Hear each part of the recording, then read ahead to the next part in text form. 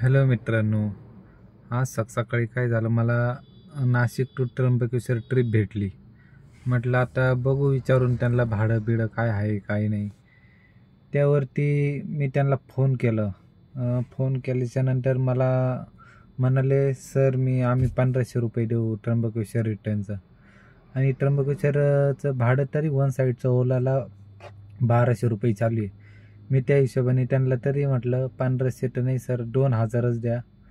पण 2000मध्ये पण ते नाहीच म्हणा, तुम्ही काही पण मागू राहिले, असं तसं बोलायला लागले मला. काही रेट सांगताय बाहेरचं बघून.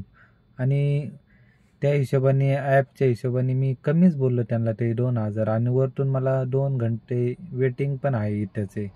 तरी मी त्या वेटिंगचं पण काही बोललोच नाही त्यांना. पण ते ऐकायलाच राजी नाही. शेवटी म्हटलं जाऊ द्या आता. आणि त्यांचं म्हणणं होतं 1500मध्ये. मग 1500मध्ये मी घेऊन गेलो. त्यात पण आता मी 500 रुपयाचा लॉस काढून, लॉस धरून मी त्यांना घेऊन गेलो. आणि तिथं गेल्यावरती मी त्यांना फक्त बोललो 50 रुपयाची पावती फाडा सर. तर ते 4 जण होते. त्यांची मम्मी बोलली का तुम्ही काही पण मागता, असं तसं 50 रुपयाची पावती फाडायला लावता आणि ती गाडीचीच पावती राहते. तसं नसतं. इथं त्र्यंबकेश्वरला आलं ना तर टुरिस्ट गाडी जरी असली पण पावती जे पॅसेंजर राहतात त्यांच्यासाठी 50 रुपयाची पावती असते. आणि मी त्यांना तोंडावर पण पाडलं. त्यांच्याच समोर विचारलं ते पावतीवाल्याला का पावती कशाची तुम्ही घेताय, गाडीची घेताय का टुरिस्ट फिरायला ते त्यांची घेताय. त्यांनी सरळ सरळ सांगितलं टुरिस्टवाल्यांचीच पावती असते. एवढंच का टुरिस्टवाले तुमच्या गाडीत आले ना तर मग तुमच्याकडून घेतात, पण मेन पावती टुरिस्टवाल्यांची असते जे फिरायला येईल असतात त्र्यंबकेश्वरला.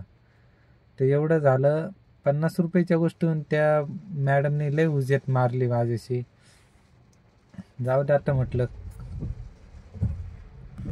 आणि त्याहून मी त्यांचं बोलणं ऐकत होतो. त्यांना दिल्लीला जायचं होतं. काय फ्लाईटचे तिकीट होते 2500-3000 रुपये एका पर्सनचे. तर 4 जण होते.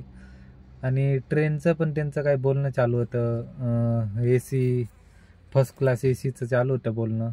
तर तिकडं इतकं तिकीट देता, तिकडं काही कमी जास्त नाही करते त्यांना. आणि इथं 50 रुपयाच्या पावतीसाठी माझ्याशी त्यांनी भांडण केलं. म्हटलं जाऊ दे आता. मी पण काय बोललो नाही. शेवटी त्यांना पावती फाडण्याच्या ठिकाणी त्यांना मी तोंडावर पाडलंच तसं. मग आता ते तर करावंच लागेल ना. आता आपली काही चूक नाही त्याच्यात. पावती त्यांची असते तर मी तोंडावर पाडणारच त्यांना.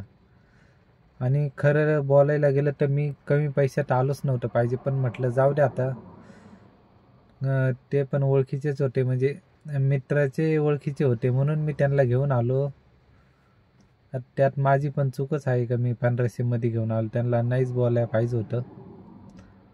आता यापुढे कोणी पण असेल नाशिक टू त्र्यंबकेश्वर कोणीच घेऊन येऊ नका कमी भावामध्ये कस्टमरला. कारण त्यांना जर आपली काळजी नाही तर आपण का करायची त्यांची काळजी. मी एवढं 500 रुपये कमी करून पण 50 रुपयाच्या पावतीसाठी माझी हुज्जेर घातली त्यांनी. आता काय बोलणार.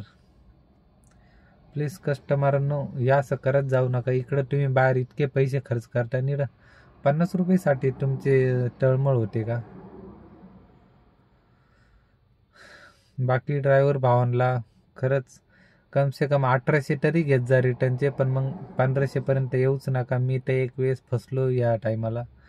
मी वापस 2000 आणि 1800च्या खाली कधीच येणार नाही इकडे त्र्यंबकेश्वर रिटर्न. ठीक आहे, चालेल.